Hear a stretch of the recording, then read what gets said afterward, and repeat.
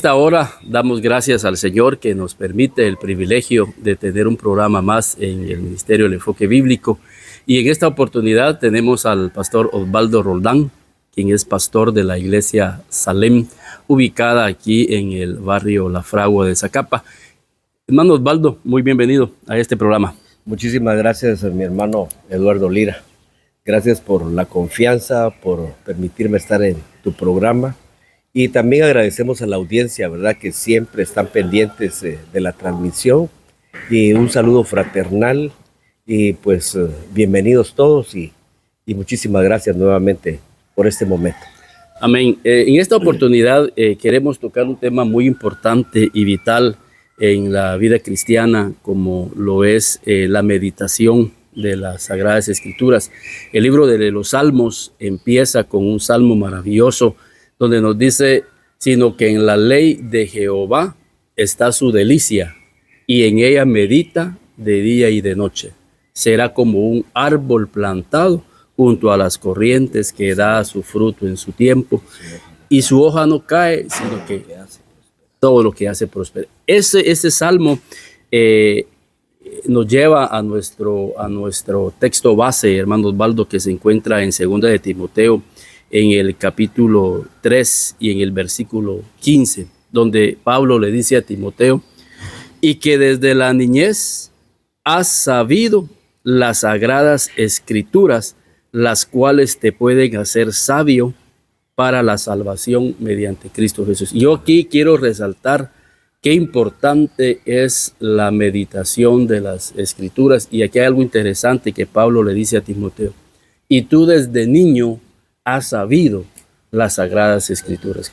A veces pensamos que las escrituras son para las personas grandes, para las personas mayores, o que las escrituras son únicamente para los que predican.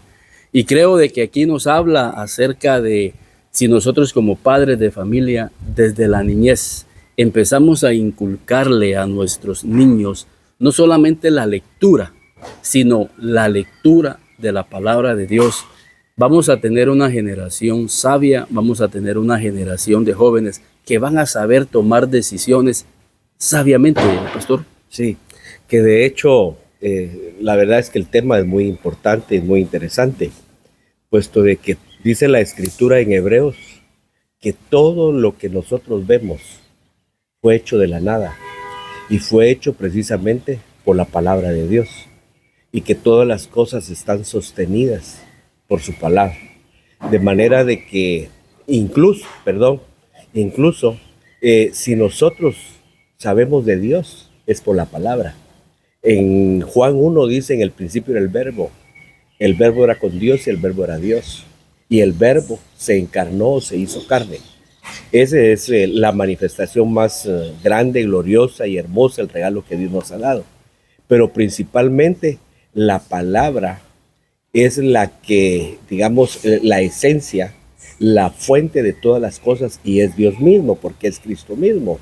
Cristo como el pan que vino del cielo, un alimento, y no un alimento al cual nosotros humanamente entendemos, ¿verdad? Sino que el verdadero alimento es Él mismo, como la palabra de vida y el Espíritu que da vida a la palabra misma, y se hace real para todo aquel que cree. Entonces, hablar de la palabra no es únicamente hablar de algo escrito, de algo sin fundamento. Voy a citar otro pasaje bíblico. Pablo dice, Hebreos 4:2, dice que la palabra de Dios es vida y es eficaz. De manera que la palabra, o el propósito de la palabra, es traer vida a todo aquel que la cree, a todo aquel que la recibe, y todo aquel que está siendo constituido por ella misma. Entonces la palabra es elemental. Nosotros en lo humano, nuestros padres nos enseñan las cosas en este término y en este ámbito natural, puesto que es lo único que, digamos, el hombre en sí mismo conoce. Y por lo tanto somos gobernados por la parte intelectual en el conocimiento, y también por la parte emocional. Pero cuando hablamos de la Escritura no hablamos de un intelecto natural, sino que hablamos de un conocimiento que se lleva a cabo a través de una experiencia por medio de la cual tenemos una relación con Dios, cuando la palabra se hace vida. Perdón.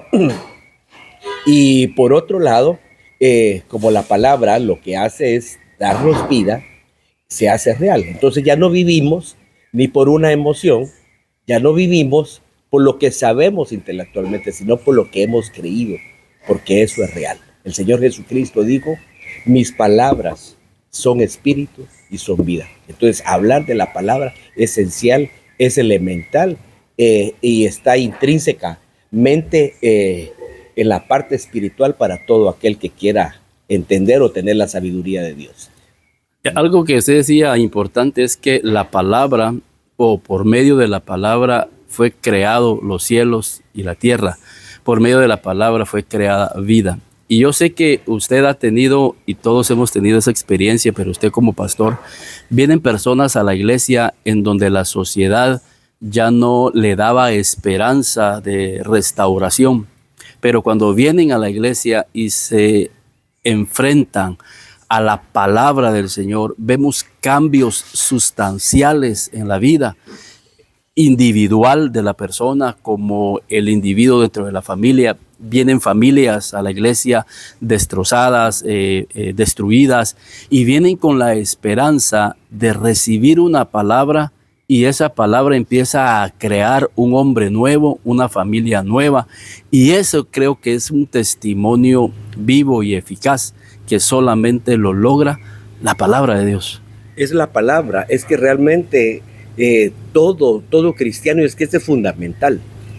Quisiera tocar un punto de esto, porque lamentablemente, digo lamentablemente, y no es que no esté implícito en la escritura, pero el cristianismo se ha ido más por las manifestaciones. Obviamente, hablar de Dios, hablar del poder de Dios trae una manifestación gloriosa, y qué más que la resurrección de nuestro Señor Jesucristo. Pero cuando hablamos de nuestro Señor Jesucristo, la manera en la cual Él se constituye en nosotros, nos da forma, nos talla y nos lleva en un proceso transformador, es a través de la palabra. Quisiera contar una experiencia que no hace mucho un hermano pastor me comentaba. Me hablaba de un padre de familia, un personaje que trataba muy mal a su esposa. Y de tal manera que esto incurrió en algo mucho más delicado y trajo problemas serios.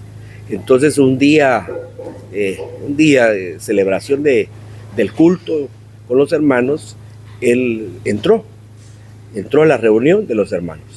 Y ahí hubo una manifestación a la hora de que estaban en la administración del culto del Señor. Hubo una manifestación en él fuera de lo normal, ¿verdad? Que nosotros lo entendemos, a qué obedece, que el enemigo se infiltra y toma control de la voluntad de las personas, y suceden cosas como esas. Sin embargo, me llamó mucho la atención, puesto de que este hermano pastor me comentaba y me decía, hermano, fíjese que cuando se dio este asunto, pues no hice otra cosa más que recurrir a la palabra. Entonces, abrimos la escritura, tomamos a aquella persona, no tomamos acciones de reprender, no hicimos nada de eso, simplemente tomamos la palabra y vimos aquella resistencia que había a la palabra. Y le pedíamos que repitiera algunos versos de la escritura, y no, pues era una batalla muy fuerte. Pero tomamos el camino de la ministración siempre de la palabra. Ministramos la palabra, lo hicimos que la persona ya cuando estaba más sobria, leyera la escritura, y cuando tomaba la escritura, algunos pasajes bíblicos, empezaba nuevamente esa resistencia. Pero me dice el hermano, pudimos ver que el poder de la palabra llevó a cabo una obra poderosa en el interior de esta persona, perdón, de tal manera que fue liberado. Fue liberada, se sintió tan libre, pues ahora es un miembro más de la congregación. Y cuento esta experiencia, puesto que yo vengo de otra línea, es decir, yo vengo de una línea donde a nosotros se nos ha enseñado, pues, que le entramos fuerte al enemigo a reprender y hacer esto, pero qué maravilloso escuchar de que cuando Dios lleva a cabo algo, sobre todo su obra, lo hace a través de la palabra, y que no tiene una sola forma que a veces creemos nosotros que es la manera en la que Dios opera, sino que el principio de todo es el mismo como la palabra viviente, y finalmente, como dice la Escritura, el que empieza la buena obra, el que la perfecciona, el que la termina, es el Señor mismo, y la manera que lo haces a través de la palabra. Amén. Amén. Amén. Esto me recuerda, hermano pastor, tocando ese mismo tema acerca de las manifestaciones en las vidas, el endemoniado gadareno. Cuando el endemoniado gadareno fue restaurado, hay ciertos pasos ahí que para mí son los pasos que toda persona debe de seguir. Dice que las personas se admiraron al verlo a los pies de Jesús. El primer paso es acercarnos a Jesús. Dice que lo vieron en su juicio cabal, porque alguien que anda por una ciudad desnudo, sin ropa, es alguien que ya perdió el juicio. Y muchas veces hay personas que no andan desnudos físicamente en las calles, pero que andan cometiendo hechos vergonzosos porque han perdido el juicio. Y ese juicio solo se logra si son expuestos a la palabra de Dios. Podríamos decir, ¿por qué tan importante es la palabra? La palabra hace una obra en el corazón, hace una obra en el juicio de las personas. Por eso el libro de los Proverbios siempre nos llama a la reflexión, a que los reyes tienen que tener sabiduría, porque tienen que tener buen juicio. Y fíjese, pastor, leyendo algo en el libro de Hechos, capítulo 2 y versículo 42, está aquí en el versículo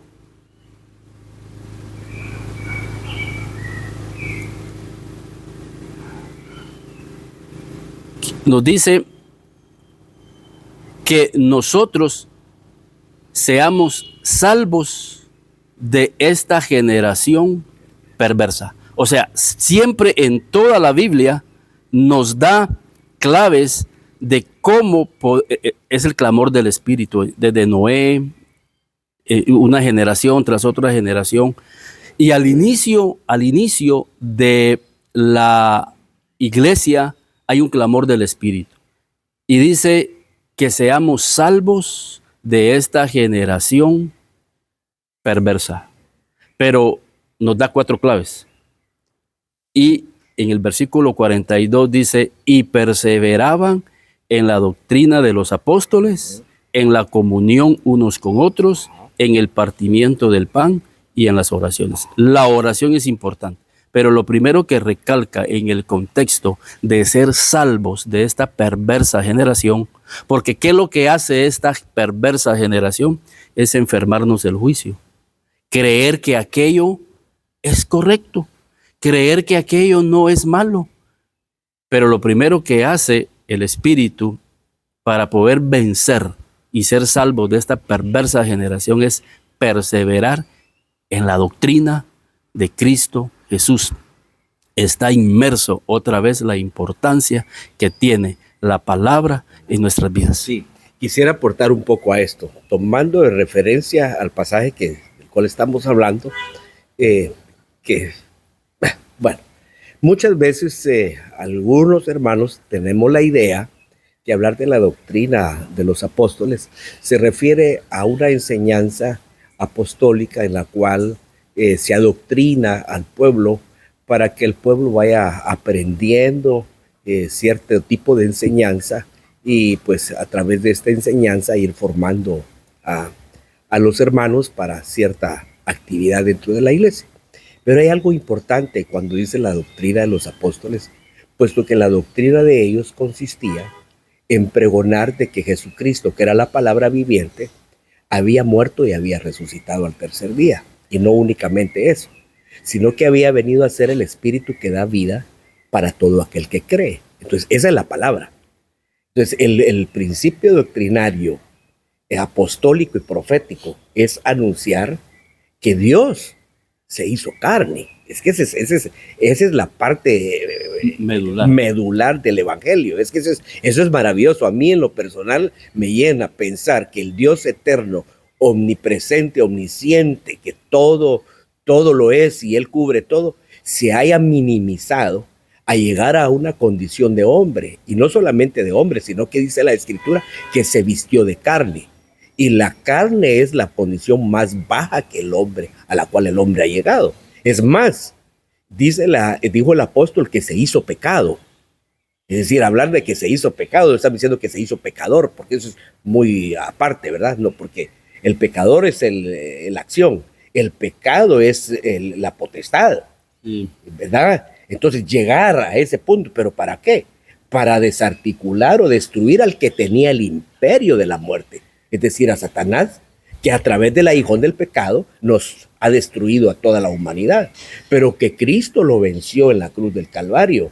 Ahí Él clavó todas nuestras enemistades, todo lo que nos era contrario, y también todas las potestades de las tinieblas, de tal manera que muriendo a esta condición humana, ya no alimentó lo que alimentaba al enemigo, que le daba fuerza al enemigo, y lo destruyó. Pero aquí está el punto. Se levantó en una nueva creación. Él mismo dice, me entretejiste cuerpo en las profundidades de la tierra. Entonces se levantó un nuevo hombre. ¿Cuál es el objetivo? De darnos vida a los que estábamos muertos. Ahora, ¿cómo es que nosotros creemos esa realidad?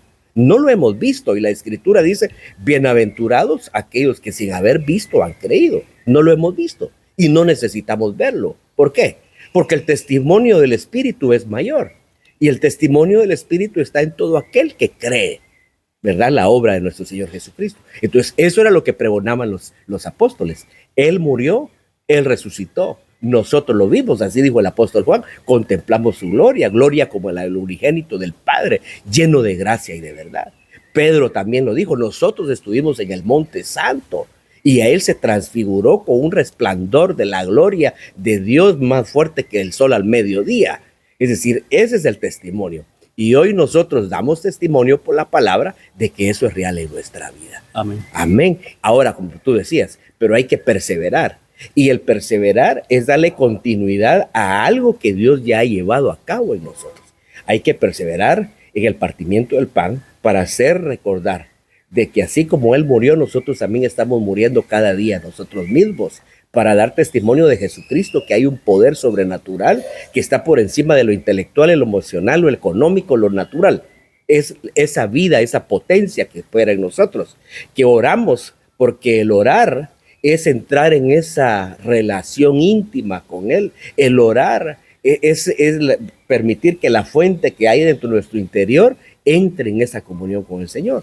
Y la comunión con los santos, que es importante, porque cada uno de nosotros aportamos de lo que Cristo nos da y somos enriquecidos espiritualmente. Amén. Amén. Algo importante que a Jesús le dijeron los fariseos, por buena obra no te apedreamos. Te apedreamos por la blasfemia que tú, siendo hombre, te haces Dios. Ellos no concibían que Dios mismo podría habitar en la vida de un ser humano. Y creo que, como usted apuntaba, ese es el propósito de Dios. Poder depositar en la vida nuestra, en estos vasos de barro, la misma gloria de su Hijo. De hecho, la Biblia dice en Efesios que la iglesia va a dar a conocer la multiforme sabiduría de Dios a través de la vida de la iglesia. Tenemos un papel fundamental como iglesia de dar a conocer esa sabiduría a través de lo que hablamos, a través de nuestros actos, a través de nuestras acciones, y creo que eso es maravilloso, y a eso realmente nos lleva la importancia de la palabra, porque nos va a dar un entendimiento y una visión de lo que Dios quiere para el cuerpo de Cristo. Como iglesia nos abre el entendimiento de que son propósitos alcanzables, que son propósitos en los cuales debemos de buscarlo cada día Y creo que esa es la palabra. Y algo que usted apuntaba, decir hoy en día, miren, va a haber una noche de adoctrinamiento. La gente viene y se asusta porque ya agarramos esa, es que es doctrina. Pero cuando hablamos de la doctrina de los apóstoles, aquí mismo lo sigue diciendo la Escritura, la doctrina de los apóstoles era la importancia de orar. La doctrina de los apóstoles era la importancia de congregarnos como iglesia. La doctrina de los apóstoles era la importancia de la Santa Cena, de poderla hacer y a través de ella poder recordar el proceso de redención de Jesucristo. La doctrina de los apóstoles era la importancia de perdonarnos unos con otros. La doctrina de los apóstoles era el amor. Pero la gente se asusta cuando hablan de hoy es noche de doctrina y pensamos que es algo. Y yo siento que lo ha vivido. Vas a ir donde el hermano Osvaldo a que den doctrina. No. Y empezamos como que a meter un morbo. Es que esa doctrina, no, es que la doctrina de los apóstoles, la doctrina de Cristo es una doctrina de crecimiento, es una doctrina que nos va a llevar a manifestar la vida de Cristo en nuestras vidas. Sí, es que realmente el objetivo de la enseñanza de Cristo, repitiendo las palabras del Señor en Mateo, donde dice, mis palabras son espíritu y son vida. De manera que hablar de la enseñanza del Señor es hablar de la operación de vida por el Espíritu. Obviamente lo trasladamos a través de la palabra, es decir, porque la palabra es el fundamento. Quisiera mencionar algo. El apóstol Pablo le dijo a los hermanos de Corinto, miren ustedes, voy a utilizar estos términos, ustedes están envanecidos a causa de que son una iglesia con muchos dones, ¿verdad? Tienen profecía, tienen interpretación de lenguas, hay palabra de ciencia, hay mucho conocimiento. Sin embargo, voy a irme al capítulo 13 del 1 Corintios, pero yo quisiera enseñarles a ustedes un excelente camino, es decir, un mejor camino. Entonces quiere decir que lo otro no es que no fuera necesario, pero no es la parte esencial.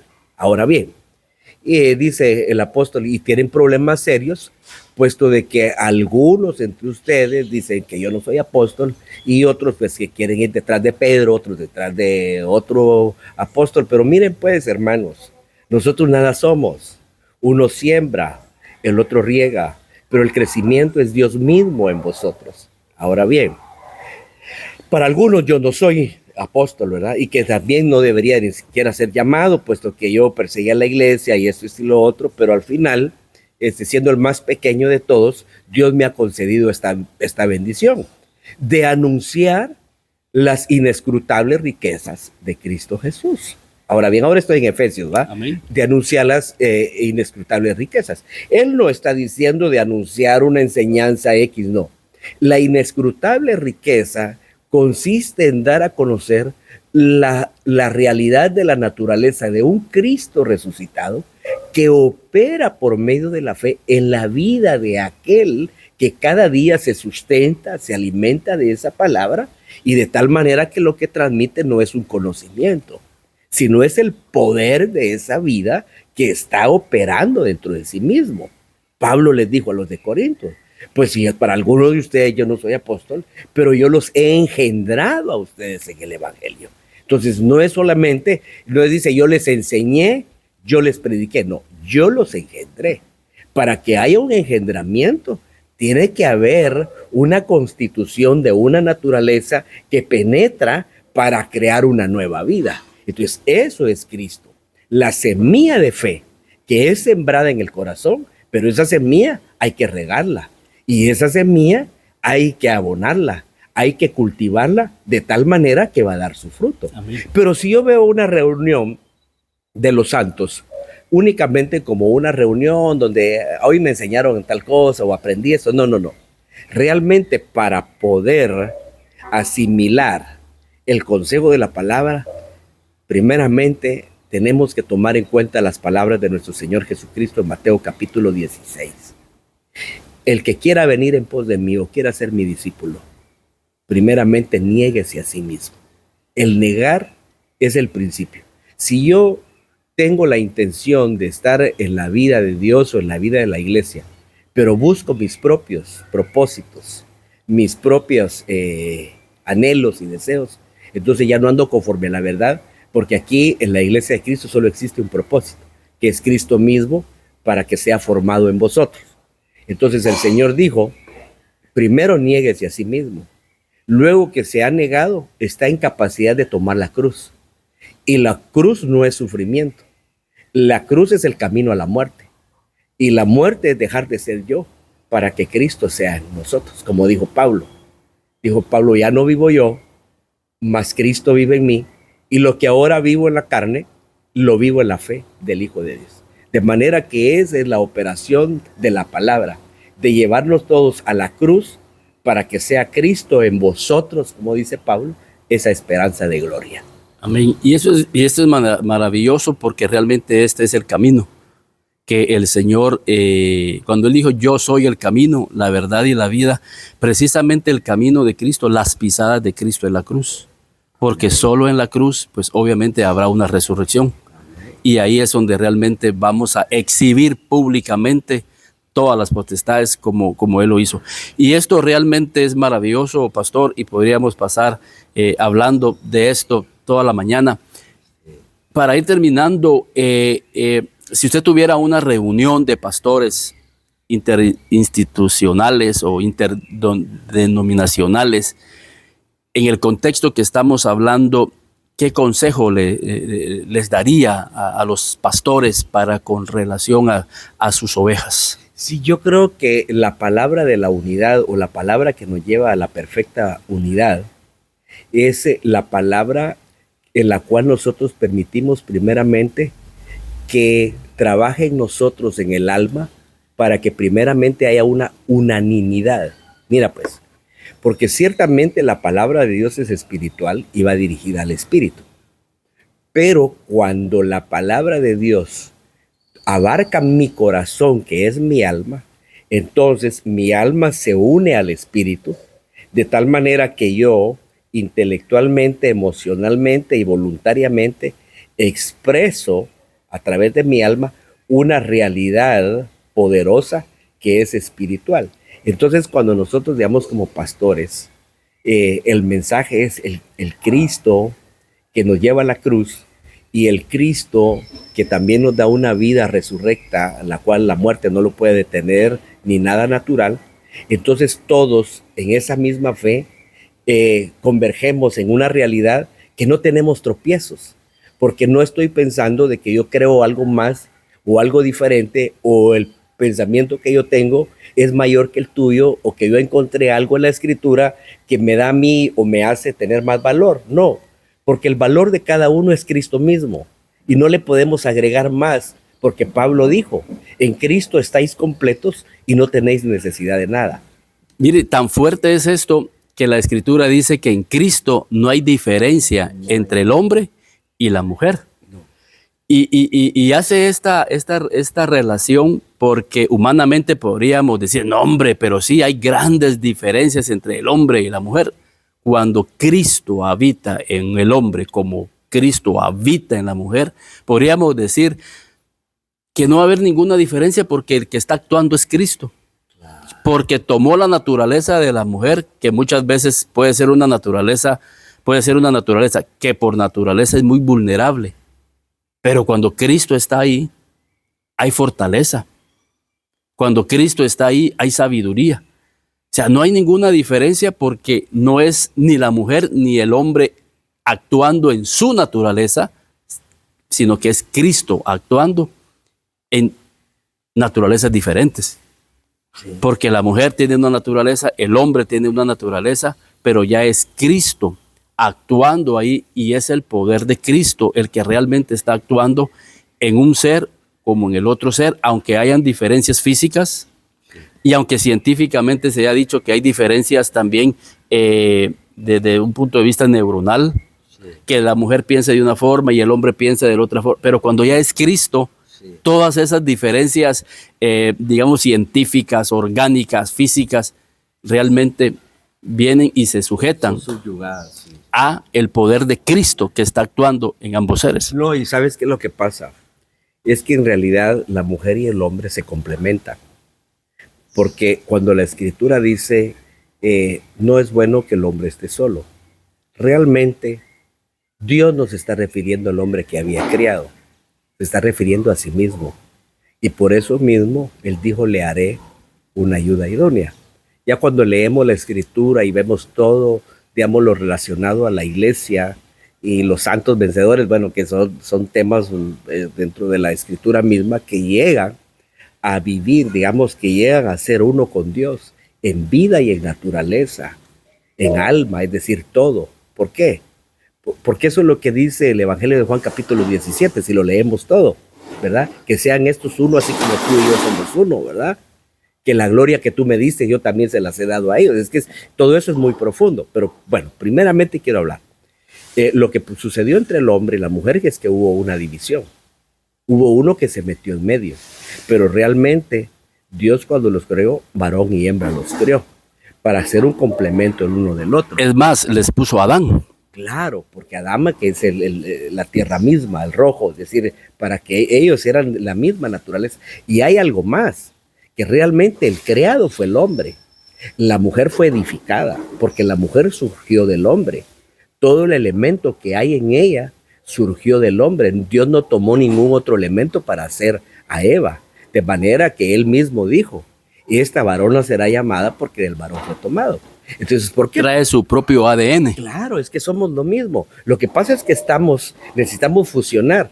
Dice la Escritura que la paz de Dios gobierne nuestros corazones y que Jesucristo es el árbitro entre nosotros. De manera que todas, digamos, las diferencias nuestras y aún todas las cosas que son inherentes a nosotros y convergen para que nosotros tengamos una buena relación, la principal persona que debería tomar el lugar es Cristo Jesús. Porque si yo veo a Cristo, mi esposa ve a Cristo y todos vemos a Cristo, no hay ninguna diferencia. Pero mientras nos veamos cada uno como dos elementos diferentes, realmente ahí no va a haber compatibilidad. Pero Cristo nos ha hecho uno en una misma naturaleza. Y lo que un día fue dividido, Cristo lo unió a través de su sangre y a través de su vida. Hay esposos, por poner un ejemplo práctico, que nunca aceptan un consejo por el hecho de que viene de una mujer. No, pero una mujer, ¿qué clase de mujer? Cristo en ella. Entonces el consejo no es que esté llegando de una mujer en sí, sino que está llegando de Cristo a través de. Es, por ejemplo, decir, es que yo no estoy, y siempre lo he dicho yo, nunca digamos, el pastor me dijo. No, decir, Dios me dijo. Dios habló a mi corazón. Aun cuando la prédica haya venido del pastor, pero siempre decir, no, el Señor me habló. El Señor trajo una palabra a mi vida, pero muchas veces estamos poniendo al hombre en medio y realmente el que está actuando tanto en el hombre como en la mujer es Cristo mismo si dejamos que Cristo opere en nuestras vidas, que a la larga pues es el tema que hemos estado compartiendo en el contexto de que qué importante es la palabra para nuestras vidas. Hermano pastor, unas últimas palabras ahí para las personas que nos escuchan y que han sido edificadas en esta oportunidad. Amados hermanos, estamos viviendo este tiempo hoy dentro de este sistema donde estamos. Realmente hay muchas líneas de pensamiento, pero la Escritura nos marca un solo camino, una sola verdad, un solo propósito. Si nosotros como creyentes en el Señor enseñamos a los nuestros, a nuestros hijos, y a todos aquellas personas a las cuales tengamos acceso para transmitir el consejo de Dios, la palabra. Recordemos que en Deuteronomio 6 el Señor le habló a Israel que la palabra fuera trasladada a sus hijos, que fuera colocada en las puertas, que aun cuando durmiera, cuando saliera, es decir, en sus frentes, la palabra es elemental y como lo decíamos al principio, la cual nos puede hacer salvos. De manera tal que necesitamos hoy que la palabra de Dios gobierne nuestros corazones y que seamos llenos de la palabra, porque dice la Escritura que es necesario, dice el apóstol en Colosenses capítulo 3:16, que la palabra de Dios abunde en vuestra boca. Entonces, cuando la palabra de Dios abunda, dice que ahí hay salmos, ahí hay cántico, ahí hay expresión de Dios y dice que también fluye desde nuestro corazón. Amén. Amén. Amén. Me quedo con eso interesante que decía el pastor Osvaldo. Hoy en día vivimos en una sociedad donde hay muchas líneas de pensamiento, filosóficos, psicológicos e inclusive religiosos. Y el problema de seguir estas líneas filosóficas y de pensamiento es que nos pueden llevar por un camino equivocado y a tener un concepto equivocado, no solo del Evangelio, sino de nosotros mismos. Romanos dice, nadie tenga un alto concepto de sí mismo del que debe de tener, sino que cada uno de nosotros piense con cordura, mediante, dice, la medida de fe. ¿Y qué es la fe? ¿O cómo viene la fe? La fe viene por el oír, y el oír la palabra, esa palabra viva que hemos hablado con el pastor Osvaldo. Mi concepto, el concepto suyo, debe de nacer de una revelación de la palabra viva de Dios. Por eso Jesús, cuando fue al desierto, se fue con un concepto claro de quién era Él, porque la palabra viva llegó y dijo, este es mi hijo, en quien tengo contentamiento. El enemigo llegó y quiso confundirlo y le decía, si tú eres hijo, le hablaba al intelecto, le quería poner duda si en verdad era hijo o no era hijo, pero ya la palabra viva ya había llegado a su corazón, le había dado un concepto claro de quién realmente es, porque hoy en día lamentablemente la iglesia no tiene un concepto de quién es realmente el Dios al cual nosotros servimos. Pastor, muchas gracias por la oportunidad que tuvimos de poder tener este tiempo maravilloso, este diálogo para poder edificar tantas vidas a través del programa de Cristovisión en el canal 70 del cable y a través de diferentes redes en donde pues, será transmitido este programa. Amén. Amén. Amén. Dios les bendiga.